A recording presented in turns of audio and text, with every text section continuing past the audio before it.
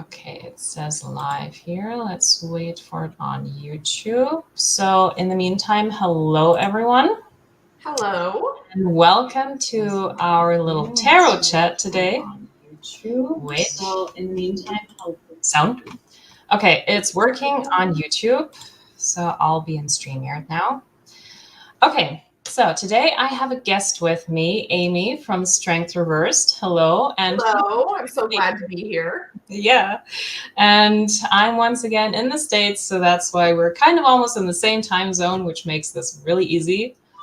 And yeah, it's always good to chat with you. And today we have a topic that I was thinking about as I was reading through some tarot magazines, and the word instant gratification came up. And so I thought, why not just chat about that kind of stuff? And with everything that we see on tarot too, like, where are we? Is instant gratification something that is important to us? Is it just happening? What about like really studying the tarot? And one thing that I want to say in the very beginning, like, whichever way this chat goes, like, this is not about like pointing fingers or that there's a right way and a wrong way. This is really just like thinking about this kind of stuff. And so please feel free to join us in the chat and tell us how you study tarot and how you see the whole instant gratification thing as we go along. So yeah, we would like to know your opinions as well. So let's say hi to some people. So I see Behind the Veil is here. Hello. Hello. Marion K is here. Hi. Zach from the Tiger's Abyss. Hello. Okay. Well, I guess before we start, we could get a little bit personal and talk about how we ourselves came to tarot. So why don't you tell us really quick, like, how did you find tarot, when, and what even drew you to that? Well, I honestly have no idea. I do not have a fun story of how I came to tarot. I do not remember a time when I didn't know that tarot was a thing.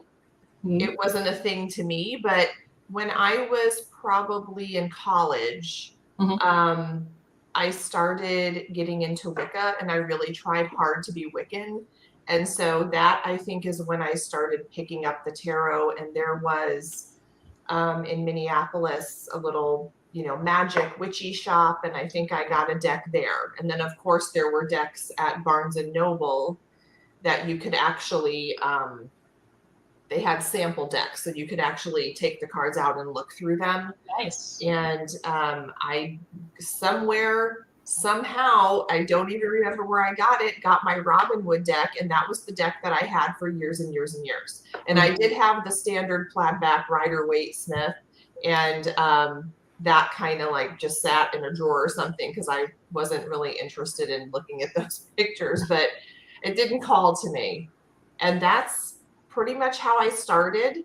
And my friend, and who I met when I was studying abroad, we went to college together, and we went to a class through the University of Minnesota. How they have public classes just for fun things at night. We went to Nancy Antonucci was running a class, and she has since written a couple of books.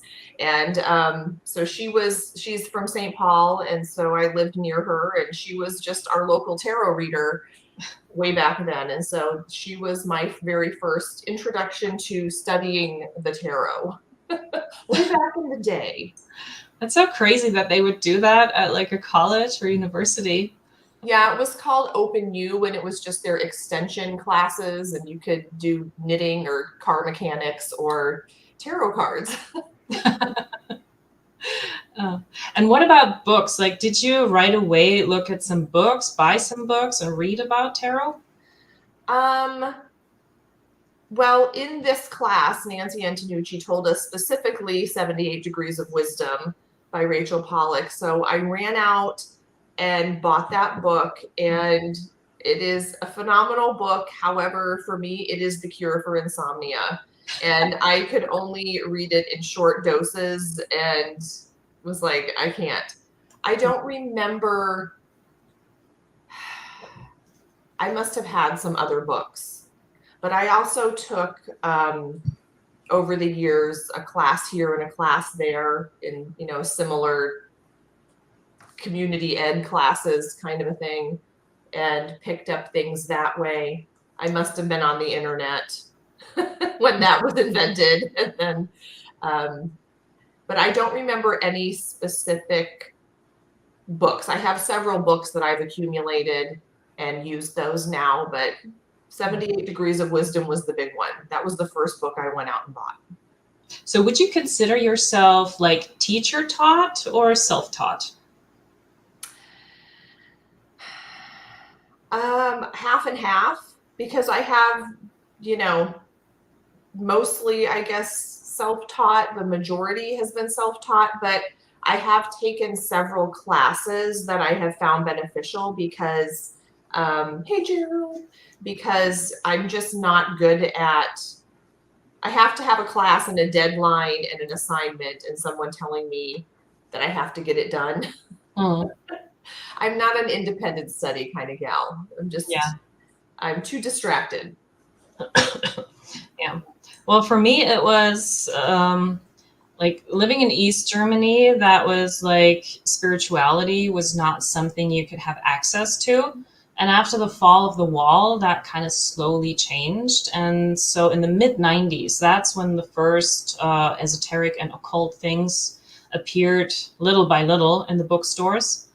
And like I always like I knew that I wanted to have a tarot deck. I must have seen it on like television or something, like in some movie. So I knew about tarot, but I didn't have access to it. So the first thing that I ever got was, I think, when I was 14, like in 95, a book about tarot. That was the first thing I ever had. And sadly, it was Marseille, which I didn't realize at the time. I didn't know there were these different systems. And so the pictures looked kind of weird, and they were only having pictures of the majors, not the minors. And so that kind of like, that was not what I saw on TV.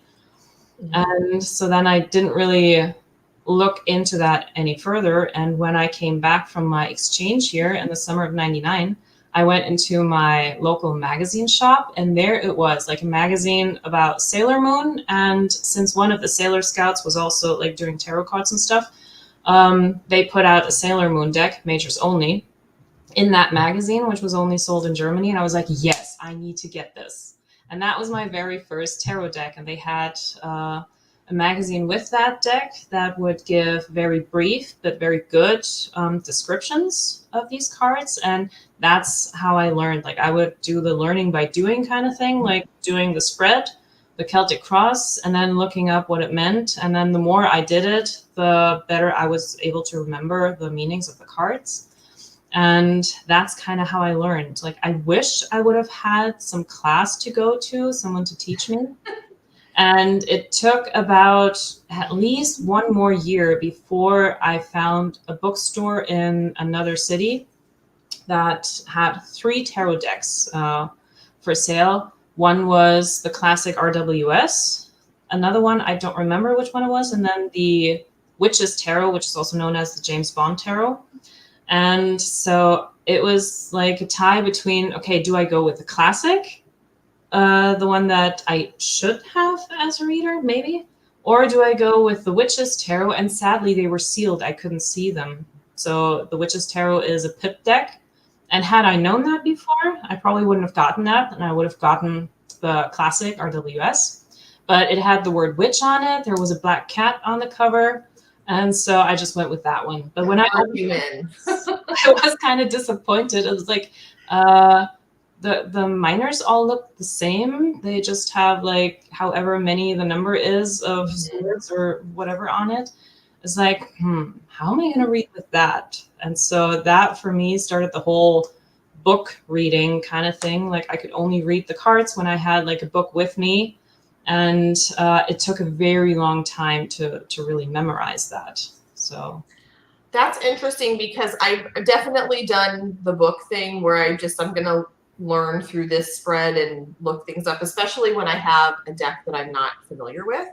But Nancy's class was so focused on building your relationship with the cards that it didn't scare me away from the book, but I tried to not get on the book. But I do remember my friend Katina and I would go to the public library and get, try to look for videos and stuff to rent. And we would watch these tarot videos, and that was our Friday night. We weren't going to the club or anything. We would just hang out and try to look up tarot information. Yeah. And that was before there were a million decks to choose from. There just seemed to be the same dozen decks. But I did feel like the RWS was one I was supposed to own if I was going to be a legit tarot reader. For me, that was actually the fourth or fifth deck that I ever bought. Like, I think I had my Sailor Moon deck was Major Arcana first. Then I had the Witches Tarot. Then I got the Avalon Tarot, which is like Legend Arthurian Tarot in English, I guess. And then I got the new Mythic Tarot. And then I finally decided, okay, now it's time to get the real one, because can I even call myself a tarot reader without that classic deck? I know, you just have to have it just in case. Yeah. Now I really like it. Not the plaid back. I can't take the plaid backs, but I have so many versions of RWS that, holographic and ones that are more shiny. And yeah. For me, the funny thing was I didn't connect with it because the faces were not really colored in. They were just all little dots, and they were red dots. And I could see them, and that was so distracting, which is why I just didn't like reading with those cards. Yeah. Okay, so a few people came in. So yeah, Gerald, hi. Thanks for being here. Michelle Craker, all the way from Australia. Thanks for joining us. It's 1 a.m. there? Yeah, time zones. Wow. Okay, well, so I've got a whole bunch of questions that I was thinking about and some notes. So let's just get into it. So I guess I'm ready. Yeah. I guess one of the first questions that I always think about, like, why do we even read tarot? Like, what do we get from a reading? Like, why do I read for myself? Why do other people want to have readings? Like, why do we seek out those things? What do you think? Well, I think there's a need to be validated and to double check and have someone say, no, you're not crazy, or yes, that's right.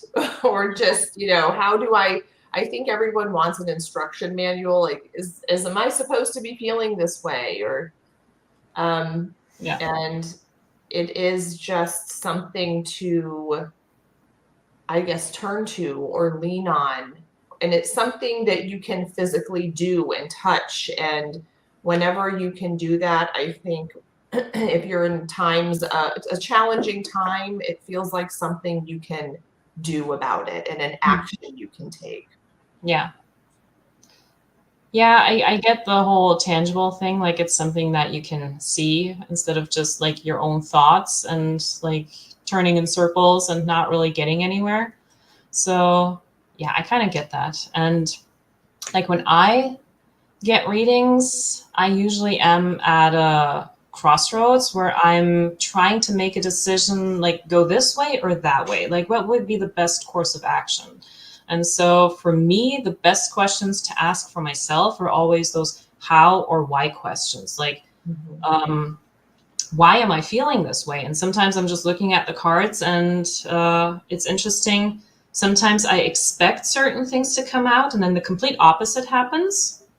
And that's very interesting. And that just gives me something to think about. Like, okay, why was I expecting like a bad outcome, for example? And then I have the good cards here. So maybe there is a way of looking at things that I haven't thought of before. And maybe I could just try to find, how can this be beneficial instead of just waiting for the other shoe to drop. And so kind of like, I try to make sense of my thoughts in a way with my readings that I give myself. But when I'm overly emotional about something, then reading for myself doesn't even work. No. Do you have that? Because you can't be open to the answer it's going to give you. You really want one thing to happen, or you just really, when those emotions are strong, you just can't really be open. Yeah. And so, reading for myself, I keep it light or have someone else read for me. It's super important. But I think, when to me, a tarot reading is almost, it's a cross between sort of like therapy, although I definitely don't think that tarot reading is a replacement for therapy, and a prayer. And I think people like to get answers to their prayers like right now. And that's the good thing about a tarot reading, is you could pray about it and then you have to wait. Yeah. Or maybe you're not seeing the sign, but a tarot reading is like, well, here's your answer right here. And it might not be what you like. Yeah. And it might be confusing, but it's at least talking to you. Mm-hmm. Yeah, you can actually see it, like, even if it's just pictures, but it gives your mind something to work with. Right. Yeah. So when do you think readings actually help? And when should we just not do it? Or even like the clients, not just ourselves, but reading for other people? Well, I think I think a lot of whether or not they help is how you come to the cards, because I think when they don't help is when people I think you can be addicted to psychic readings and Yeah. to cards, and then you don't even use your own brain or check in with yourself. You just have to, you see them as some sort of authority, or you don't make a decision without picking up that deck. And I think there are lots of questions that I don't need the tarot for. And a lot of times when friends want tarot readings about some guy, it's like, okay, I don't need the tarot cards to tell me what you should do. But yeah. So I mean, I think, like you said, when we're highly emotional, that might not be the time, or maybe at least not the time to get readings, to do readings for ourselves. Yeah. Yeah, the word addiction, that was something that I experienced on my channel with some of the free readings that I did. I had one person in there to constantly change their channel name and ask the same question over and over again in different readings. And eventually I would just go and find all those channels, like looking back at the chats, and I would see how they were changed. Because if you look at the video, you can see the bandana on the screen, and then you look at the chat log, and you see all of a sudden there's a different icon and a different name. So that's how I caught on to that.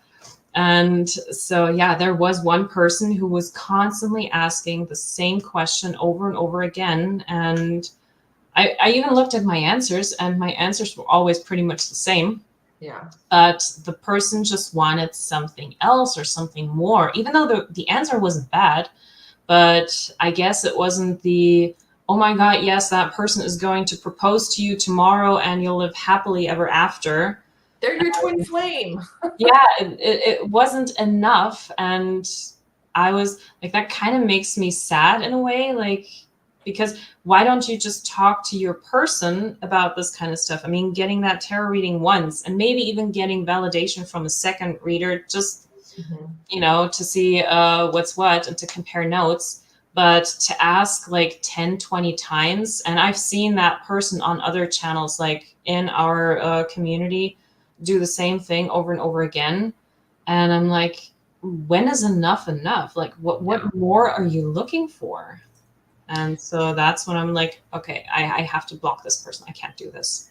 Yeah. And that's when someone is really avoiding something and trying to outrun the truth. And that's more of a therapy situation. And I don't say that facetiously. I think you should just be assigned a therapist when you're born and go every day, which I would if I could. But, some people you can't help because I don't think some people know what they're looking for.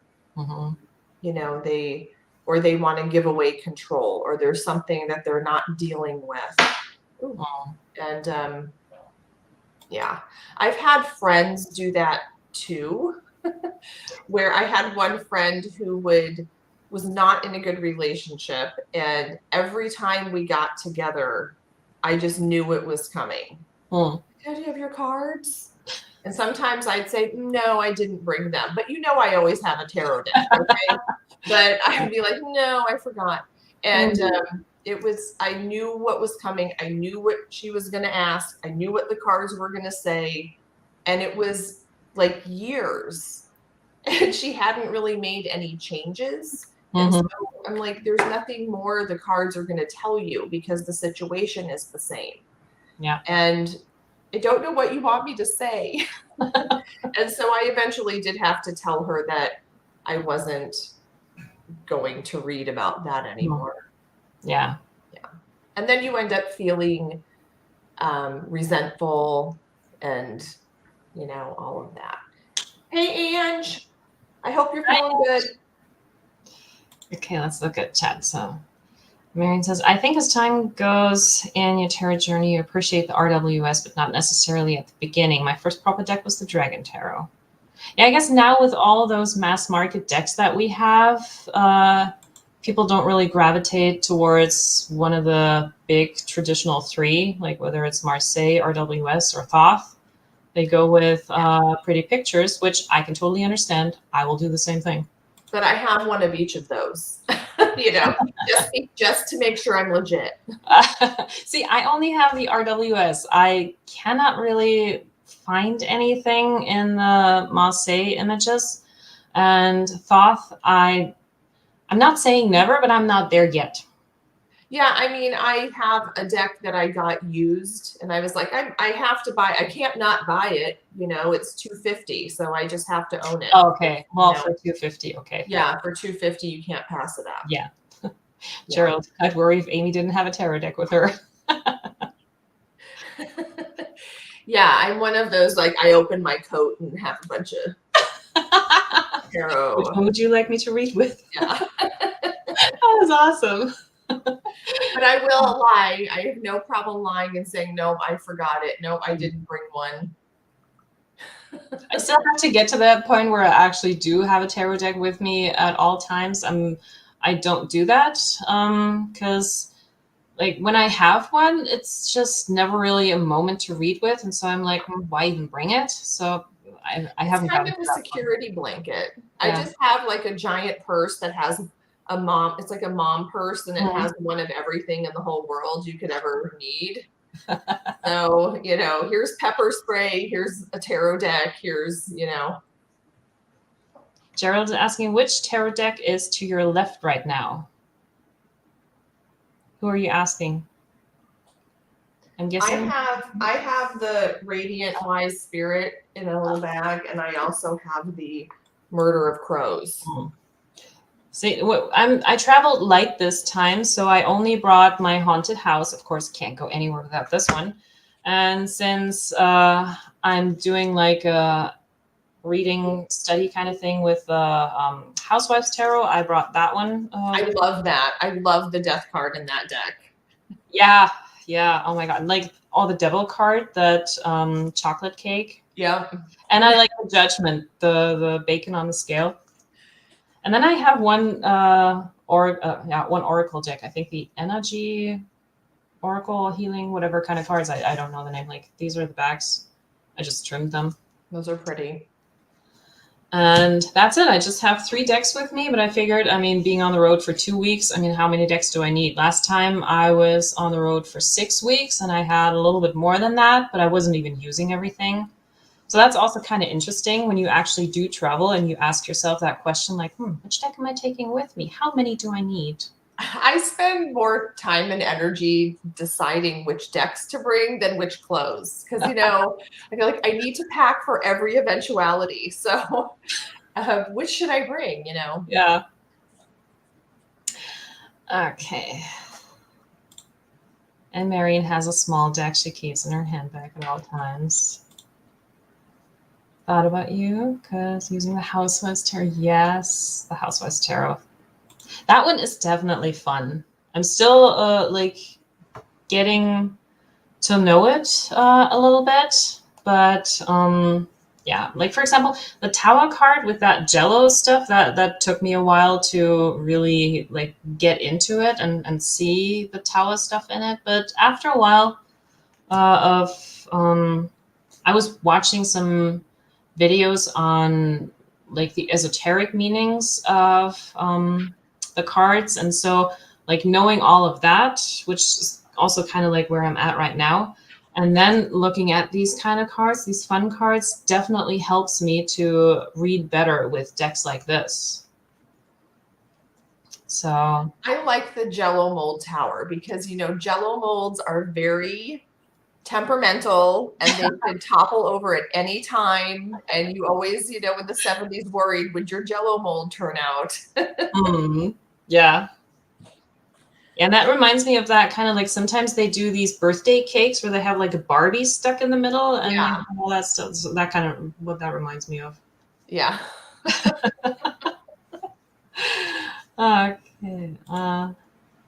And Gerald is enjoying the mini decks. Tarot and tins are wonderful. I don't even have a tin deck yet. But I mean, cutting some of my decks down, like cutting off the border, turns them into mini decks. Okay, let's see. So, what would you say, like, looking at TarotTube and everything that we have, at the millions of books that are out there, videos, mass market decks, how serious is tarot? How serious do people take it? And like, what about us ourselves? Well, I take it pretty seriously, but not like as seriously as what I would take what my doctor told me. Possible. I mean, I think it just depends on the reader or the person who's coming to the tarot, because I think tarot can definitely be fun, but you can't make all of your life decisions based solely on what the tarot tells you. Even though I do think, it's really just a conversation with your higher self. You do have to take into consideration an expert opinion or, Yeah. You have to factor in a lot of things and your own common sense and whatnot. What when it comes to studying, like, because nowadays something that I see and something that I probably also did is like you can just buy a deck nowadays anywhere and like practice a little bit, do some videos, and call yourself a reader. Not like the Golden Dawn Society, for example, did it. Like they really went into it, studying all the meanings, keeping that quiet amongst themselves. So, well, I think if you're going to read for yourself, then you don't have to study at all. You can just see what the images bring up for you. And if you don't want to read about the history, or you don't want to read about numerology or any of the symbolism, then that's okay. If it's just something that you're going to use to see what pops out for me and use it as a way to, direct your thinking or a meditation tool, then I think these symbols have meaning for us on some level just naturally because they're so old and so ingrained. But I think if you're going to read for other people, then you owe it to them to study the traditional meanings and have that in your back pocket. Yeah. Like I'm kind of at this point right now, like tarot has been part of my life since 1999, but like in the beginning, there were barely any books to get about it, and the internet was really just kind of starting, like back in Germany at least, and YouTube wasn't a thing yet, and so it was kind of like I didn't have that much access to it, and now that I have all this access, I'm really gravitating towards the Golden Dawn teachings. Like I got the Israel Regardi, his material and trying to read through it. I got the Golden Dawn decks to really look at them, and I have 4 of these decks. I've got the Hermetic Tarot, which is, from what I read, the closest kind of to the what the original deck in the Order of the Golden Dawn was, that they all had to copy at some point, or like make their own version of it. And then there's the Robert Wang Golden Dawn Tarot, which, if you get the one with the guidebook, actually has all the descriptions from the book T in it. Those are the descriptions to the cards, which makes it very easy, so you don't have to buy that really expensive Golden Dawn book. And then there's the Magical Golden Dawn Tarot, which kind of reminds me a little bit of Thoth, like from the bold colors and some of the images. And then the one that started all of that was the Initiatory Golden Dawn Tarot by Lo Scarabeo. That was the one I actually had first. And when I looked at the cards and the images, I thought, I wonder how they even came up with these kind of images. Like, this is very different from what I see in the RWS. For example, in the traditional RWS, the Lover's card has the 2 people just standing there. There's the angel up top, and everything looks very serene. But in the Initiatory Golden Dawn, suddenly there is the woman. She's naked. She's chained to a rock. There is the sea serpent coming at her. And there's like a knight coming out of the clouds trying to slay the beast. So that is like a very different thing. And I was like, why would they do that? And then going back like all the way to the original stuff and seeing like, oh, this is really how they had it in the beginning. And like the Wade Smith Tarot is just like a very different adaptation of what they had in the Golden Dawn and what they studied with. And learning all of that is very interesting. And for me, what I find, like going through all of these older materials, I get a better appreciation of actually my modern decks and like how those were adapted and changed in a way. And it also makes it easier for me to understand those, going back to the origins and then taking that and just reading with that. Yeah. That really helps. Yeah, I find I'm not really called to the imagery on the Thoth, but reading some of the books about it, it does help you understand every other tarot system better. Let's see. So I'm babysat. It's strange when people have a deck and immediately think they're chosen starseed psychic who has a hidden information. Calm down, lady. It's just tarot. Yeah. That's true. And that is with everything, because I've been like a belly dancer for many years, and with tarot, there are people who just have this inflated self-confidence, and it's one thing to you have to put yourself out there eventually, but to be a 6-week wonder and then say I'm a professional is really, really damaging. I mean, I get it. There are always like quick studies and some people who just have a natural talent for things. But even they should, like, I mean, you have to know the rules to break the rules kind of thing. Like, yeah. I mean, you have to start reading for other people eventually. You can't, you can't know everything, and you're never going to know everything. Yeah. And so at some point you have to just connect with the cards in your own way and put yourself out there. But I think it's damaging to other readers who maybe take it a little more seriously. And you can also be really damaging to clients. Because like Marian says, often people are in a vulnerable place when they come to tarot, and you have to appreciate that. Yeah, I sometimes feel like tarot is like the cheaper, quicker version of therapy that people turn to. Because it just gives them like one question, one answer, and we're good. And it doesn't require you to search your feelings like a therapist would ask you to do. Mhm. So yeah, I guess I can see the appeal for that. And that's kind of where the whole instant gratification idea for me came from. That, yeah, we turn to that because we just want something right now.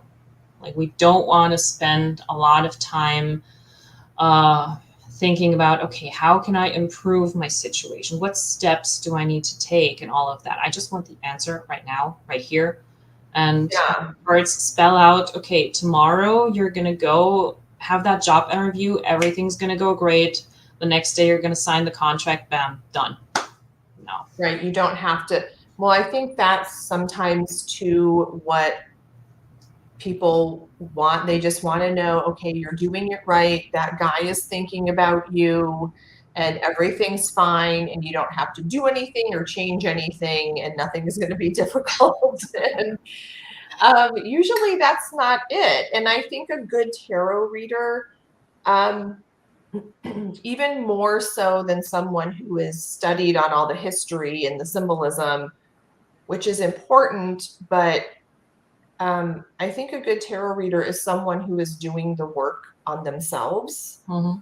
And, it's like, how do you become the healer of the village? You heal yourself first. And Mm-hmm. that's, Leading by that's what example. I look for, is someone who is in touch with the spiritual, who's in touch with their emotions and who is working through difficulties in their own life. And you can't really take advice from from somebody else, even though what I like about the cards is it's not really me giving you advice. I'm just gonna trust that there's some sort of connection to something bigger and I can tell you what they say.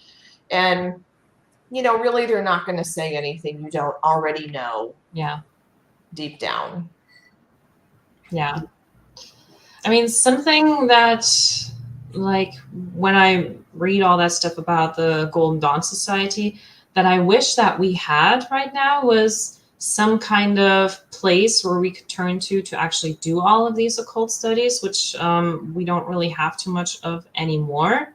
I mean, it doesn't necessarily have to be some kind of Hogwarts, but I guess it would be nice if there was some place where you could at least, because this is also something, like, there's no real certification. Like, how do you actually tell if someone is a legit tarot reader? Because, yeah, everyone can just buy a deck and call themselves a reader. I wish there was more of a kind of It's more how you can tell that they're not legit. yeah. you know I don't know if I wish for some kind of gatekeeping, almost, in a way, at least for, like, the professional stuff, so that we would have some sort of system to at least verify that, okay, the person has done the work and they at least know how to communicate. Maybe it's not necessarily like a test to see, okay, do you know all the 78 meanings by heart and the reversals?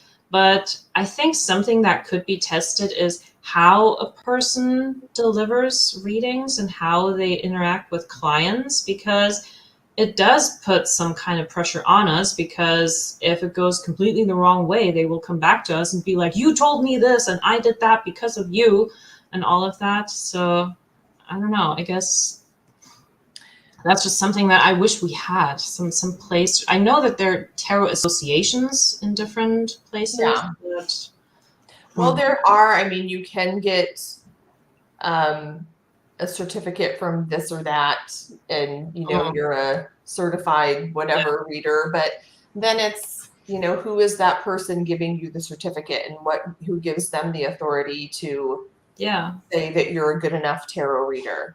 I mean, And just there are think about, different, she who shall not be named, right?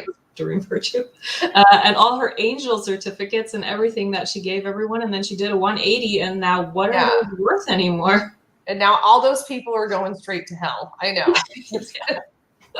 That's yeah. So hi, Sherry. Hi. And I don't know how I feel about that, because I understand what you're saying, but I also think what's enough knowledge, because you can memorize the generic keywords for some people don't even read reversals, so all of the all of the, spectrum of more to less difficult interpretations of this card. You can use a few keywords, but I've done lots of readings where a card comes up and it's something totally different pops into my head, and I'm not even going really with the traditional meaning. I see that one object in the card and I go off on a tangent about that. And then, so I understand what you're saying, but I think if you're offering tarot as, I know that's a lot in some states, if you're calling yourself a healer, then you have to have some sort of certification.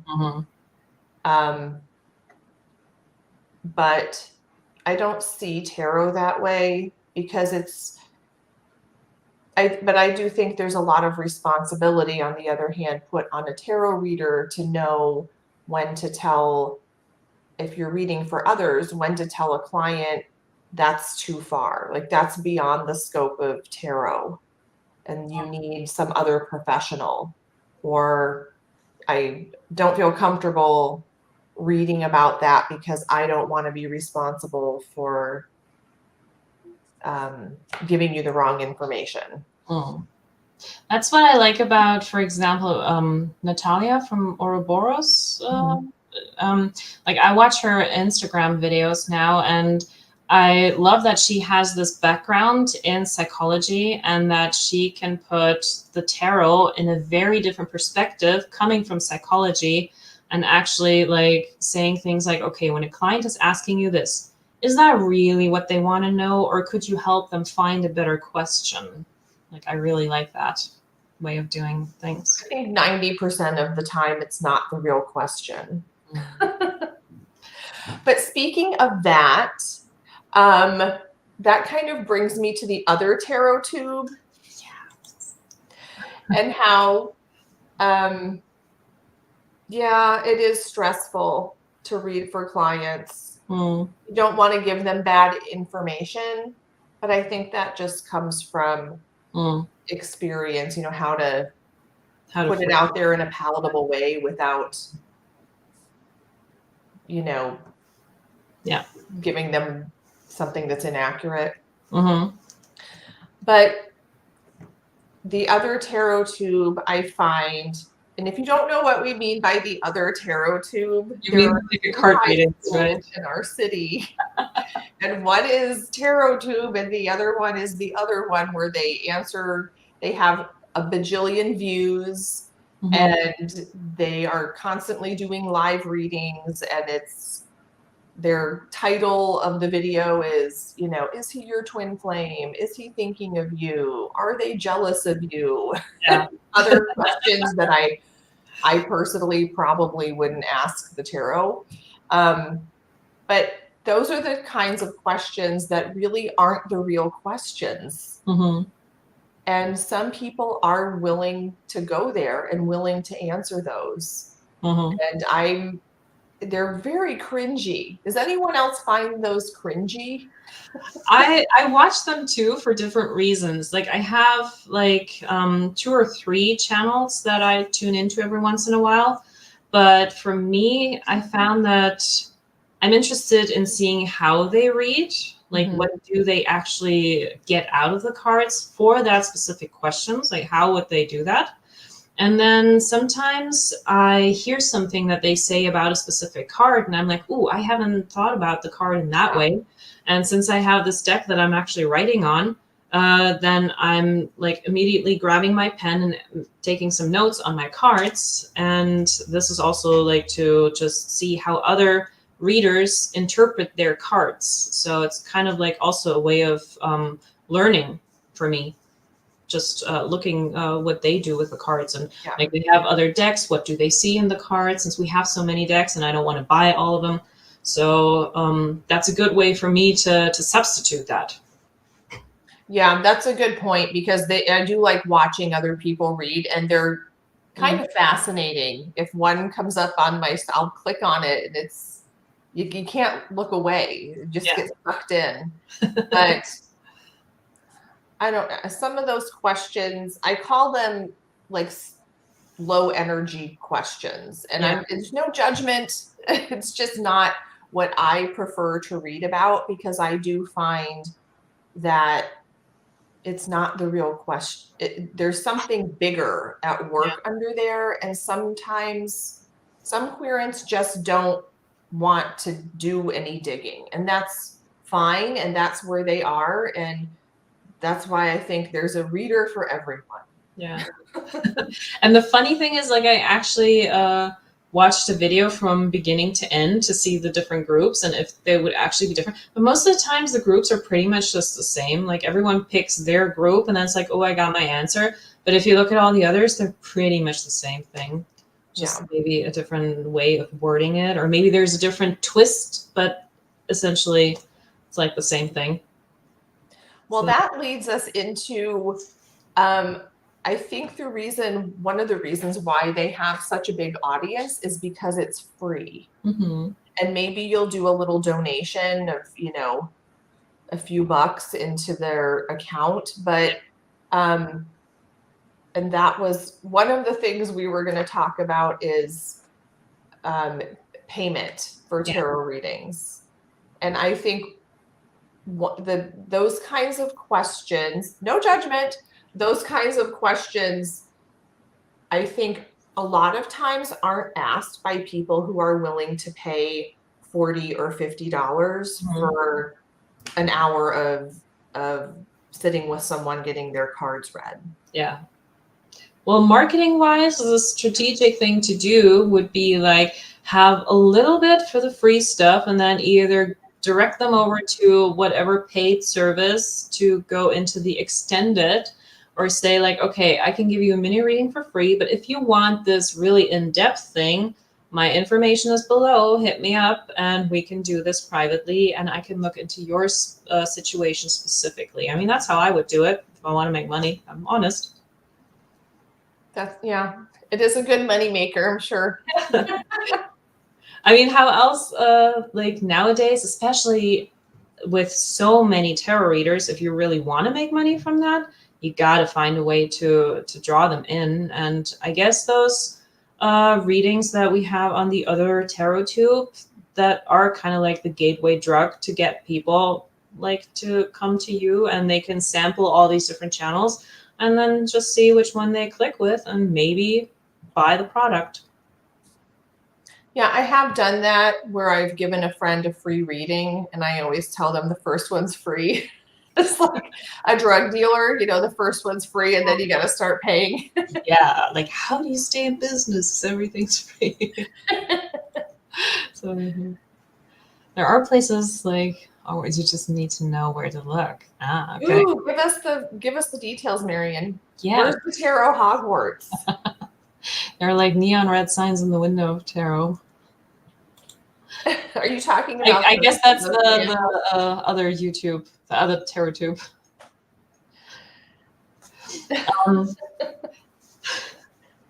Yeah, and then one other thing, like with the whole instant gratification that I was also thinking about, like when I found TarotTube in 2018, I completely fell down the rabbit hole, and out of my 5 decks that I had quickly became like 130 in just 18 months or so. Yeah. And so the question is, like, I noticed that a lot of my decks were just collecting dust after I got them. And I wasn't even using them. They were just pretty to look at, but I would always go back to the same kind of decks that I would work with because I would just really click with them and get something out of them. But like, do these even like fandom decks that are now coming out, like Disney, TV shows, movies, all of that, do you think that kind of takes away from what tarot initially was and what it kind of maybe should be? Is it getting too mainstreamy? Well, selfishly, I do cringe when I see tarot in the mainstream because I want it to be something secret that not everyone is into. Yeah.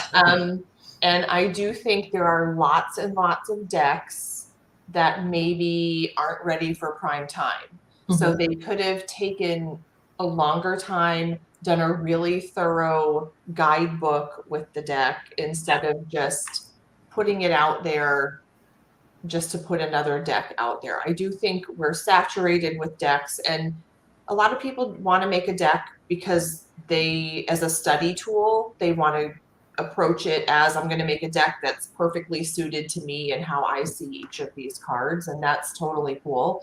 But there are lots of decks being cranked out. It is getting very mainstream, and I think the way I see tarot when I see it very mainstream is kind of like this fun toy, is how it's presented. It's this fun, kind of quirky, stupid little thing, and not, I mean, to me, tarot is part of my spiritual practice. And so I take it seriously in that sense. I don't take it life or death or anything, but for me, it's very, very meaningful, and it's an important tool. And so it's not like that for everyone, but I don't like to see it out there like, I don't even know what to compare it to.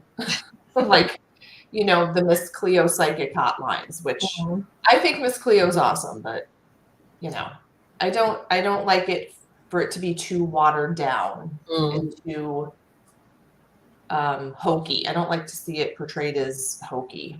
Yeah. Something that I'm noticing is, like, with all these decks that are coming out, like, you can see that it's just a cash grab and they're getting sloppy. Like, what I don't mind a quirky deck like this one, for example, because someone actually spent time really thinking about this and putting the pictures together. But when you have these, whether it's like Nightmare Before Christmas or Supernatural or all those decks now, and you think they're like well done, but then you see it, like I just saw it with the Supernatural tarot because I'm a huge fan of that show, and I was like, yes, finally a tarot deck from that show. And then someone posted the cards on Facebook, and I was like, okay, in the minors, you have at least one or two in each suit that are pips where there's nothing on it, pretty much. And then the rest you have images.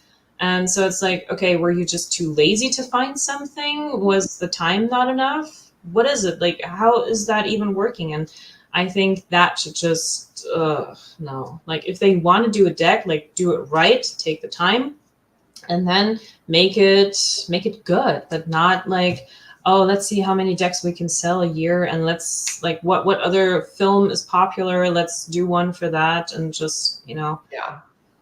I don't like the sloppiness. Yeah, I don't like it when they have just the majors are in that theme, and then they just have pip cards, and they didn't take it all the way through the deck. Yeah. And what I'm Baby is saying, like, sometimes the symbolism isn't that deep. So if, like when you just take the classic RWS, for example, and not ever, like, at least reading a little bit about Thoth and like where that all comes from, that there are some symbolisms in there, and just like put your own spin on it and kind of make it like just superficial, like not even going deep. I think that's a missed opportunity. Yeah. I do love the Golden Girls deck. I think that's a good one.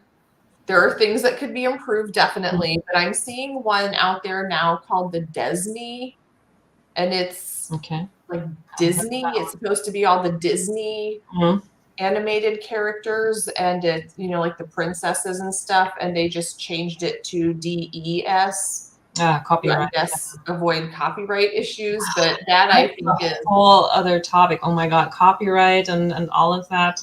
Yeah. Like the fan decks that are created with fan art and then sold on various websites, or even like there's one deck that was a show that I love very much, Avatar: Last Airbender. And I thought that would be perfect for a tarot deck because you have 4 nations that already represent the 4 elements. And so it would be very easy to put that on a tarot deck.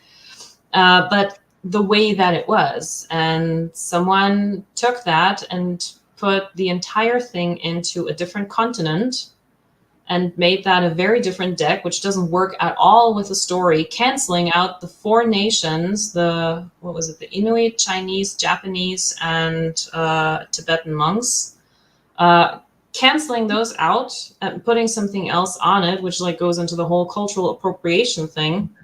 And I was like, not touching that with a 10-foot pole.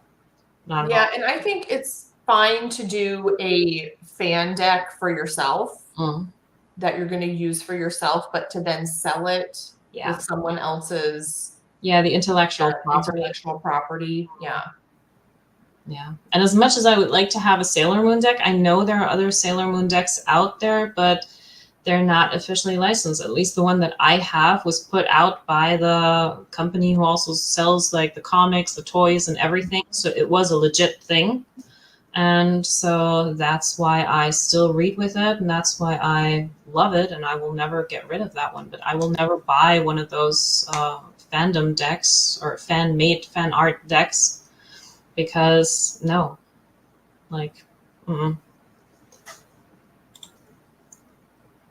was watching a book review on iconic tarot decks, or all these iconic ones. Yeah, it was more of a history, a look at a lot of historical decks, which I found very fascinating. But some of them I'd never heard of before, and I didn't think they were really iconic. Yeah, I got another book that I had my eyes on after I watched your video, and it was a Los Scarabeo catalog kind of book, and that featured all kinds of Los Scarabeo decks, and that is really cool to have. They even put like all the decks that have like gold foiling and stuff on them in the pictures. They put an actual card in there so that you can like see it and feel it. So that's really fancy. That's nice. And I think it's sold out, and I got it used for half price, and that was a really good deal. So that was right after I watched your video. I was like, wait a minute, there was this book that I wanted to get. Let me check. So yeah, hashtag Amy made me do it. I did like all of the information that was in that book about certain decks, because some of the decks she gave information that I didn't get from any of the little white books that came with the deck. So it was interesting to read. Yeah. So let's see. Yeah, I guess nowadays tarot has kind of become part of pop culture, hasn't it? Yeah, in a way. so. So, well, what I like about this whole mass market thing is that we actually do have so many things to choose from, that everyone can find something that they can read with, like no matter what. Like it took me quite a while to come to this one, to the haunted house, until I actually bought it. But now I just can't seem to put it down. And even though I do read with classic RWS every once in a while, and I really enjoy looking at the Golden Dawn tarot decks and doing that, but those ones are just for myself. Like I don't read with those decks for other people. This is something that I would use for other people, and that I have used in my live readings. So yeah, even there I make kind of a distinction. Like that is like my serious tarot stuff, and this is my fun tarot stuff. Yeah, I definitely have decks that I feel more comfortable reading for, reading for other people with, because they're just the old standbys, and I know them so well, and I know what they're trying to tell me. But I don't know if you find this, but I find that it doesn't matter how much I study out of books and study the traditional symbolism, when I'm doing a reading, that's not what I'm thinking about at all. No, something that helps me, like I recently watched a video where someone was explaining the RWS very briefly, but really well when it comes to combining cards and like having like 3 cards next to each other and paying attention to, okay, where does one person look and how do they behave and all that kind of stuff. And then looking at my other decks, like, how does that work with them? And like sometimes like going to those kind of videos and getting back like that older knowledge, refresh it a little bit. That really helps me put things into perspective. But sometimes I have this one card. Let me find it here. This card here, which is like the Shining, but that's what is it? It's the Two of Pentacles. But for me, this is also like my baby pregnancy card in this deck, in a way, which I would not get from the traditional RWS card. But because of the children here, that those girls always were so creepy to me. yeah, but that's like very different. Or like there's a few, like, where's my favorite card here? Where is it? Of course, I just let my son watch The Shining. We put it on, I think, a few weekends ago, and he was like, wow. Or this one is the Two of Wands, and that's like very different with a Ouija board, and the wands are actually the two candles, and then you have like all this, like the emotion and the moon, and like what are you going towards, where is your destiny, what do you want, what are you looking for, and all that, and like trying to find the answers and spell it out. But eventually you have to go out there to find it. You can't just sit in your room. So I love these different takes on the cards, and that's why I am in favor of the mass market tarot industry, but I still want it to be done very well. Like, yeah, I do have some wishes and standards, and like give us something to work with, and not just like, here you go, another deck, and oh, by the way, we have another one coming next month. Yeah. And I think that's maybe why I'm not getting the guidebooks that I really crave with a lot of decks, is because they have just tried to do an interesting take on that card instead of really thinking about the symbolism that they're putting into it. Because if you want to deviate from the RWS, that's totally fine. But I want to know why and how and what this means, and how you connect that to the meaning of the card. And sometimes they skip that step. They don't give you any explanation. And I want that. Yeah, I would have loved like a real guidebook with this deck, because the little white book is very, very brief. It helps a little bit, but yeah, like for something like this, I want to know why the artist made certain choices. Yeah, it definitely helps me connect, even if I don't agree with their choice. Yeah, I can see their train of thought, and then it's much easier to connect with that card. Yeah. Like I have another deck that, like, this is not my only deck that I'm writing on. I started a second one to do this with, and that's part of my study process as well. That I watched one of those videos from a Golden Dawn order that's actually still active in America, and they were talking about like, this is just like paper cardstock with like ink on it. And sometimes we treat our decks as like a holy grail, and oh my God, I can't have anything happen to it. And they said, like, no, these are tools. Use them as such. They are supposed to be used by you. So don't be afraid to write on them and do something with them. And you can always get another deck, which is true. And so I actually started writing on this, and I have to say I love it. I do have a backup copy of this without any writing on it, but I always go to this one because I just love my notes that I have on here, and I love adding to it. And so I got the, what is it, the Wisdom Seeker Tarot, I think, which is a pip deck. And I got the companion guidebook from the same creator.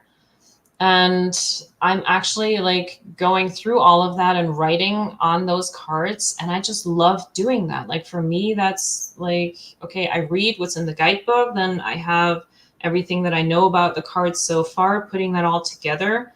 And with that deck, there are like different things that this creator thought of and put in the pictures.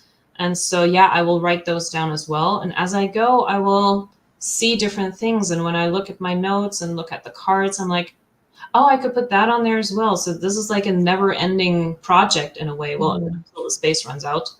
But yeah, this is one way of actually studying for me to do that right on the cards, and I find that very helpful.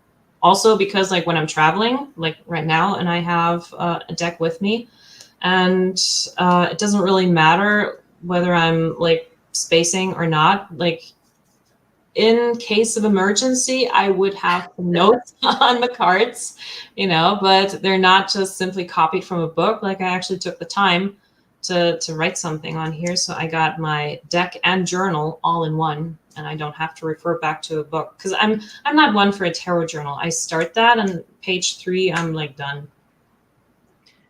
Yeah, it's hard because I'm one of those people, I want things to be in order, and when it's just yeah. So I'm just one of those type A people. I want it to be in order, and I want it to have the same number of pages that I've written for each card. I get caught up in those little details, and so I just have to write it wherever. I have a couple of different journals, Hmm. and I stress about, should I put it in this journal or this journal? What's the appropriate journal? But it gets written down somewhere, and then I mean, I love looking at other people's journals, and I admire them and the time and energy they put into it, and then making them look pretty, printing out the spread or even the cards, and putting like little doodles or washi tape or whatever in there. I would love to have that. I can't stick with it. or Rochelle's digital journal that Oh oh yeah. my gosh. Yes, they are so pretty. Like not even before she started doing the digital ones, like her real ones, I've seen a couple of those. Like Yeah. even in our private chats, she would just bust out one of her journals and like, oh, let me see, I wrote this down somewhere, and it looks so good.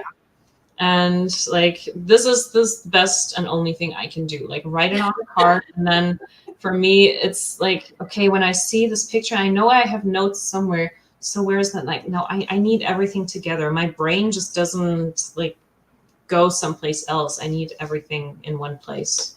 Yeah, I love to look at people's journals. Rochelle's digital journals, and she has a digital dream journal, and I was just drooling over those. But I do like I'm a paper pencil gal, and I like to be able to turn the pages and look at old entries and have that physical book. Yeah.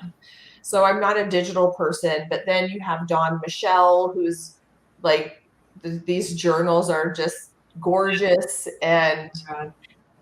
but I'm an all or nothing kind of person. And so if I started journaling, it would just be a never ending trips to the store, and Mhm. and all of my free time devoted to this journal. So I just have to, good enough has to be good enough. Mm. So Otherwise I get sucked in. in the sense of studying, like how often do you turn to those journals that you have already done? It depends on the journal, because some of them are just where I'm looking at a card and I'm just going to write down everything that comes to mind. Mhm. But some of them I are more journals about they include more notes and stuff, and so I do have journals where I use it as a reference book, or I have one journal where I have a page for every card, and I've had it for years, and so as something dawns on me about Mhm. a certain card, I will write it in that journal. And so that's just part of what I look at if I'm studying one card. Where I have my books that I go to, I also have a couple of journals that I look in Mm. so that I can remember all of the other experiences I've had with that card. So how much time do you like? Do you have a certain time set aside each week where you just turn to the cards and study, or is it like very spontaneous?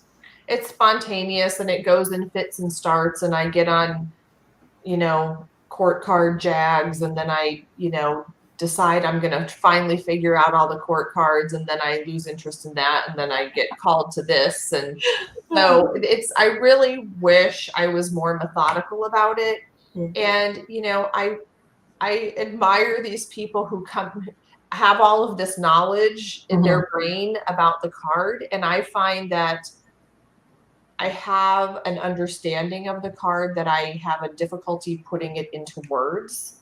And I don't really, I study and study and I read the books, and then it's almost like it goes somewhere else. Yeah. Teflon up there. And I don't remember the details. And there's so many different details that I just come to this general understanding of the card that seems to grow and shift as I learn more. But I'm not one of those people who can go, oh, this is the symbol for, Mercury, and that I'm not that person. Well, that's where I think like some kind of a learning place. Like for me, the way that I learn, it's good to have someone to give me, whether it's an assignment or like something to specifically look into, and then I can do that whole studying thing.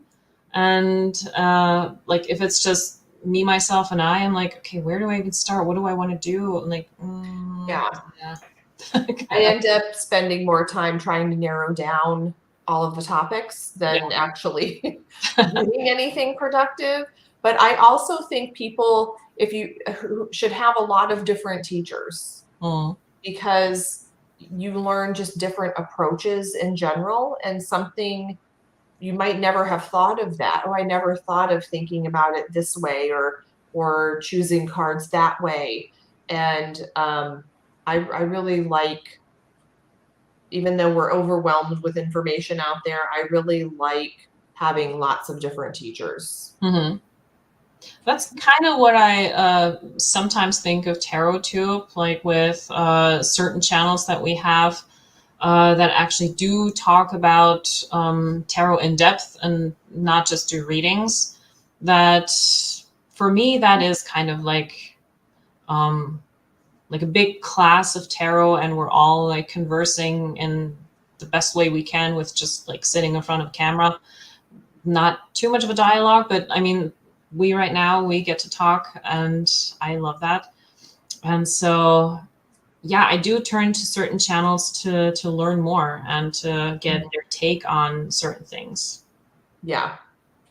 And there's always that, for me, comparing myself to someone else. Oh, look at their journal. Oh, look at, they've done all this study about this or that, and I haven't.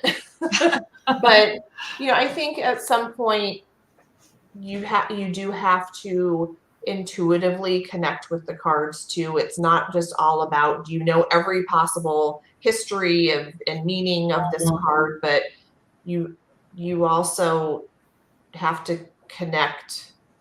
And that's really what tarot has done for me, is taught me to is helping me to trust myself and to just connect with that part of me, which I really think is the purpose of the cards, is that it connects you to a different part of your, knowledge.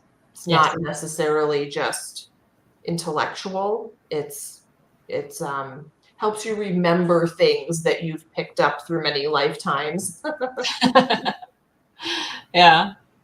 Like sometimes, like what tarot helped me with is in certain situations where I catch myself thinking of whatever situation is going on in terms of tarot, it also kind of helps me to ask better questions in conversations, or like, okay, if this is like, let's say this is a Three of Swords moment now that it feels like, so what would I do with that card, and how would I navigate that situation in that card? So how can I turn that into like a real life conversation now? So that's something very interesting, like how the brain, like after doing so much tarot, like how that actually helps us in the real world. Yeah, I've had things come up where I thought, I bet in a reading this card would come up, and then this card would come up, and here's what I'd say. Yeah. Let's look at this. Accidentally bought cards for journaling, like stickers, and went, oh, well, might as well start tarot journaling. See that? It gets dangerous. Should mention the pack included 200 cards. Biggest oopsie. Well, maybe not. Maybe a blessing in disguise. You never know. Yeah. I like those little stickers you can get that so you don't, you can have a picture of the card you're journaling about. But then I think, but what if I'm doing this deck or that deck and then I need that specific card? I overthink it. Yeah. I'm not an arts and crafts person because I overthink. I actually love arts and crafts, but like the amount of time that goes into it, I'm just like, nah. And money, because you need all the stuff. I have all the stuff. That's the crazy part. Before I found Tarot Tube, I was on Arts and Crafts Tube. Oh. So I have all that stuff. I just don't really use it because, it's like, like once I didn't know that. Look at it again, like, I don't know. I didn't know that there was a Tarot Tube when I started my channel. I thought there were a few. I thought no one has a tarot channel. This is like such a new novel idea. I saw only a couple of huge channels and that was it. And I had no idea that there was the other Tarot Tube. Like that wasn't even part of my reality. But and then I discovered, everyone's had this idea. Yeah. When I found it, like the first 3 channels that I watched were Imogen Walters, Ethany, and Kelly from The Truth and Story. And then from there, all the suggestions that YouTube gave me. And then, of course, buying all the decks that I saw and everything. It's like, oh my God. And now I'm slowly starting to declutter. And like one thing that this has actually helped me with, like all of these mass market decks and some like buying them, looking at them, to really find out what deck style I connect with and what I like reading with. That it's not just about the pretty pictures, but that the pictures have to be a certain style. And otherwise, it will just sit on my shelf and collect dust and never be used. Like, for example, I like the art style of the Robin Wood, but for some reason I just can't. I don't know. Like, I even have the guidebook. I bought that one and I thought that would like kind of get me into it, but there's just something in me that's like, nah. And that's one heck of a guidebook. I know. Like a guidebook, the way you should do a guidebook. Yeah. And I did not get that. Was my first deck in like 90. I think I got it in 96, and then my first class with Antonucci was in 99, and never thought to look for a guidebook until Gerald like last year was like, "Don't you have the guidebook?" Yeah, that book is not that old. God. Yeah. I should buy that. And it's really good, but I don't know if I would choose the Robin Wood now. It's just that's a good point. Yeah, like with everything that you have learned over these years, like if you had all that knowledge that you have now, going back to the very beginning, would you have done things differently in your tarot journey? I think I maybe would have been more disciplined about the study part, because I was just taught to put the book away for a year and just connect with the cards. Because a lot of times if you ask someone who doesn't read to describe the card, they kind of come up with something close to the traditional meaning anyway. Yeah. And they can get what they need out of it. Yeah. Or you can kind of figure out what it's supposed to mean, unless it's a pip deck, of course. But I thought, I loved the Robin Wood at first because it was so much prettier than that Rider-Waite. The pictures were just so much prettier and easier to look at and more palatable. But now, I don't know if I just discovered it, I probably would go, you know, but because it's the gold standard in my mind, Yeah. it's what that's the card that I think of. If I think of any tarot card, it's the Robin Wood version Mhm. of that card that I think of. And so you can't pry it out of my hands now, but yeah. And I think I'm not really enamored of a lot of decks right now because, like you said, a lot of if I go through a buying fit where I'm like, oh, this is pretty, that's pretty, oh my gosh, and I buy it without really sitting with it, it usually just collects dust. Mhm, mhm. Yeah, I think sometimes I put it on the back burner for it'll be there for 3 years before yeah. I buy it. I don't think I've bought any deck this year so far. I think the last decks that came into my collection were Christmas gifts that were given to me. Mhm. I think one I bought for myself, and one was given to me, or maybe two.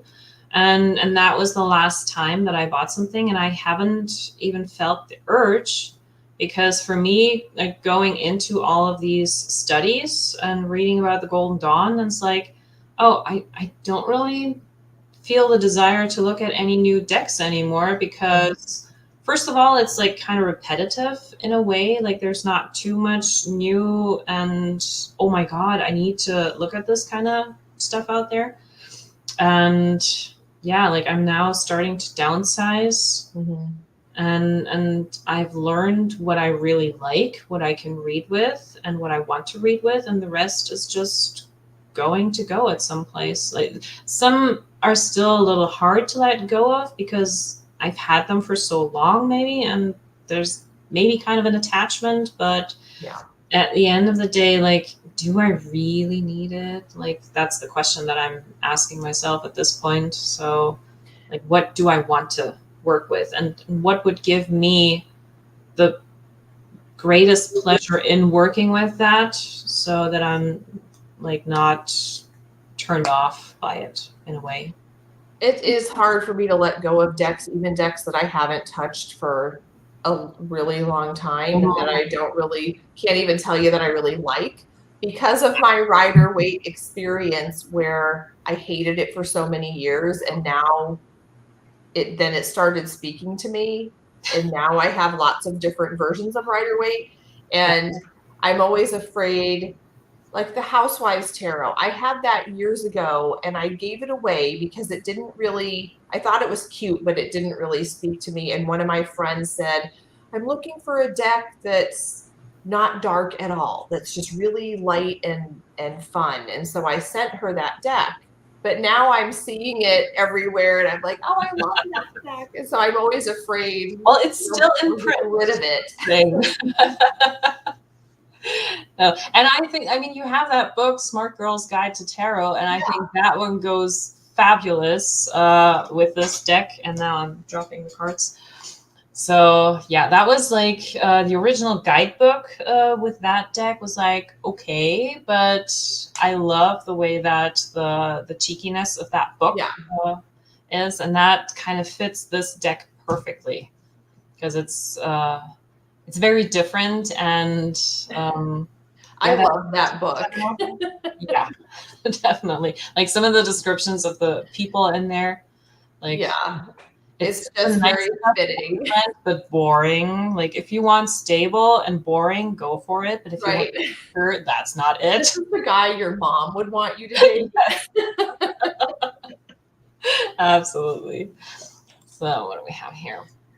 I found 4 different corners of tarot tube in the last 12 months, still discovering new tarot niche channels. Ooh, What are the 4 corners, Kaz? exactly. I want to know.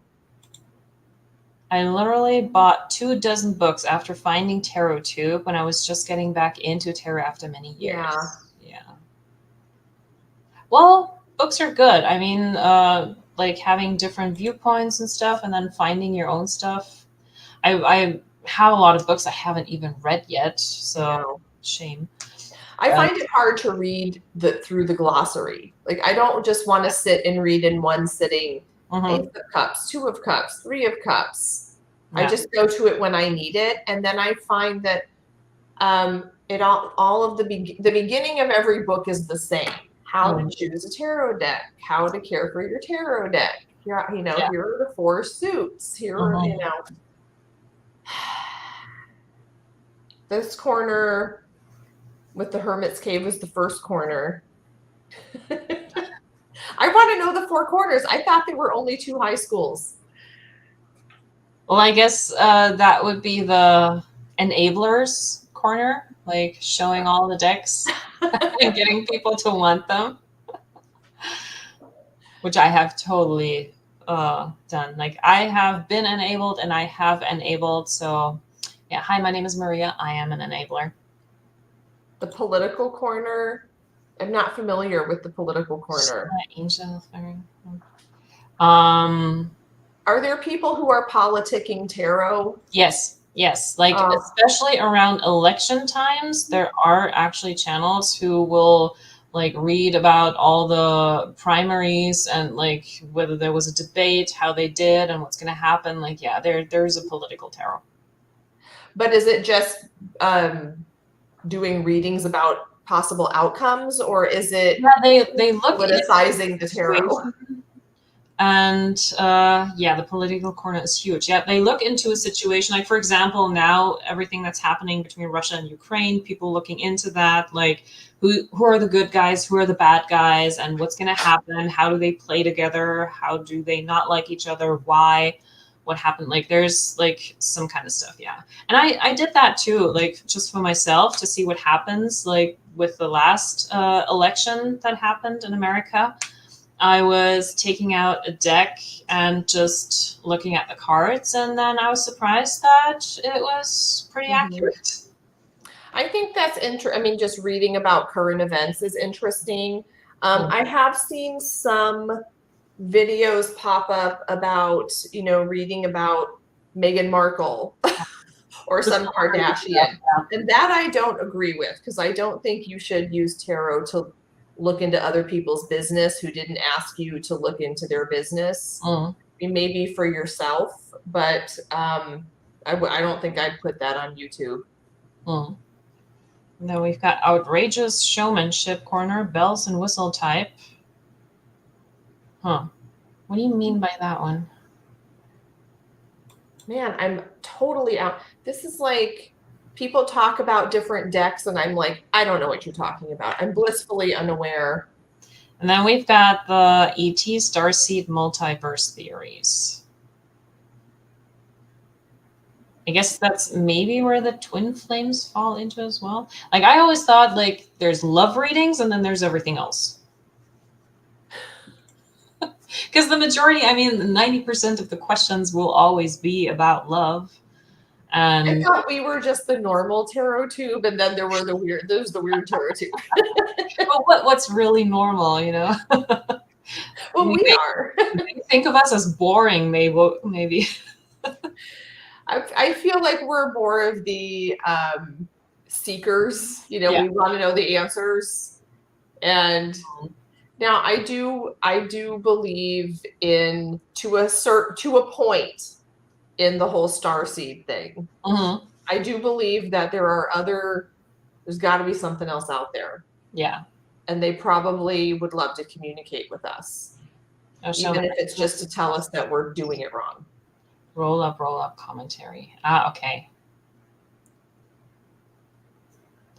Well, I do know one tarot channel that like he dresses up and has like very awesome makeup nowadays, and he talks about Thoth.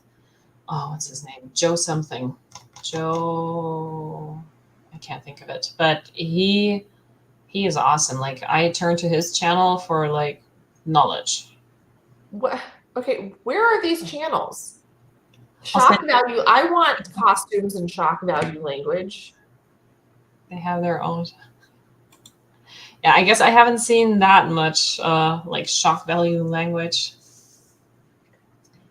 So if you know a few channel names, just Yeah, what are some shock value political channels that I need? So you said Sheila Angel Feather Political Corner. Yeah. Well, I guess for the political stuff, you just type in tarot and then whatever topic you want to know, like tarot elections and tarot president XYZ and whatever, and you will get there.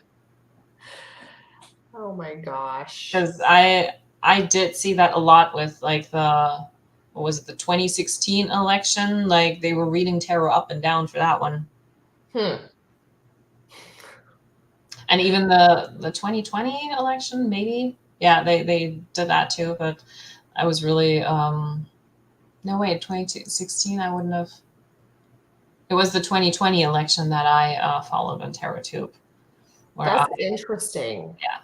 God, Where they I were feel overwhelmed with, so many channels out there and trying to watch people's videos, and there's just so many people. Like I remember I watched one reading where someone said that Kamala Harris would go really far. And at that point, like just given the performance and everything, it was clear that she would not get very far, that she would then end up where she was. No one could have probably predicted that, but the tarot reading actually did.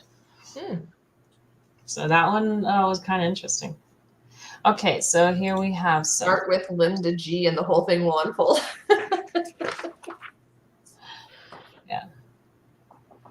I'm writing this down, Kaz, because you're educating me here. Tyler Tarot. Okay. Colorful language. Yeah, I gotta look at that one too. Is this like 4-letter words colorful? Because I feel like I'm an expert at colorful language. Okay. Oh my gosh. I had no idea. Okay, well, we've been at this for 1.5 hours now. Time just flies by. So is there anyone in the chat who has any questions about what we've been talking about today or any more insights? Now's the chance. We didn't even get to like charging money and all that. Yeah, like there's like, I have like so many things. I printed out my... Yeah.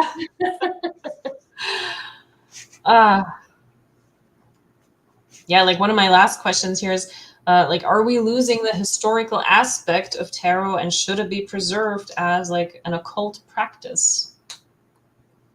So, well, I definitely, I have opinions, but we'll do a part 2. Yeah. Tyler has all the words. Okay. Sheila came into the Hermit's Cave, introduced us to political area, collapse of her channel. She's weaving the corners together. All the words. Okay. Well, I'll have to check those out. Sheila Angel Feather.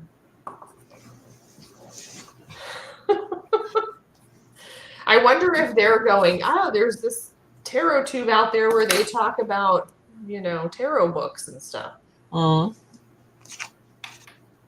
Yeah, I think like the tarot tube corner that we know is probably so small, and there's like so much more, and we just, I don't know. I think I wish that YouTube would suggest like very different things and not just kind of like the same of what we're watching anyway. So I wish the algorithm was a bit different.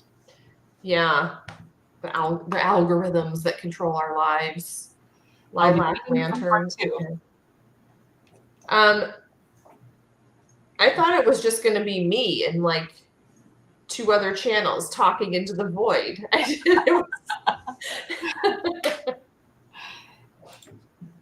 Yeah, I think I found, how did I find TarotTube? I think I was watching witchy, like Book of Shadows videos, and somehow one on some witchy channel must have brought tarot into it.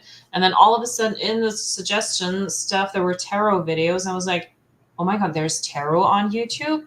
I had no idea. There are other people. And then I was hooked. I started doing Ethany's 31 Days of Tarot. Yeah, we And started. that's how I started, Yeah. and we started at the same time. Yeah. And even that didn't make it dawn on me that other people made tarot videos. And so I don't know what I was expecting. But then there was just all these channels, and I thought, oh my gosh, okay. But maybe that's a good way to go into it and just like, okay, I'm going to do my own thing and I'm not going to worry about what anyone else is thinking, if I'm copying anyone or not. Like, you just went into it and talked about your own experience. And it was not like, oh my God, let me create a channel to be part of the group. Yeah. But it does end up morphing into, I thought it was going to be one way. And then I realized I just got like distracted, and you do kind of go with the flow, and oh, you do this VR and that VR, and you get ideas from people. And I didn't know other people read tarot cards. Like, for I me, thought it was just me, and then I realized everyone reads tarot cards now. Like, I don't really have any real life people who read tarot in my vicinity in Germany, because like in the part where I am, still in the eastern part of Germany, it's not that much of a thing. Like, we had one crystal shop in the city, and I live in a city of over 600,000 people, and even that closed because it was not really a demand for it. And so the spiritual stuff, it's there, but like, people don't really do much with it, or they don't talk about it. I think in West Germany, that's way more. And so for me, TarotTube is like the only way to connect with people that are like-minded in this way. And I found that quite a few people here in America that I've gotten to know, they also do tarot, but not in my corner of Germany. Yeah. There are 2 crystal shops in the mall, and you can go, I mean, they have a tarot reader at one. You can go to the mall and get tarot reading, which I don't know how I feel about that.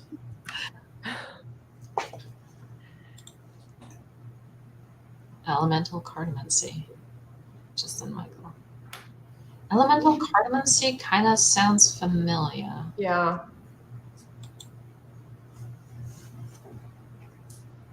Okay, so if there are no more questions or anything, I think we can wrap this up right here, and then we'll see if we're going to do a part 2 with all the remaining questions and notes that we have. And yeah, so if you have any comments watching this later, please leave them in the comment section below. And for everyone who's watching this, thank you very much for joining us. And thank you, Amy, for doing this with me. Thank you.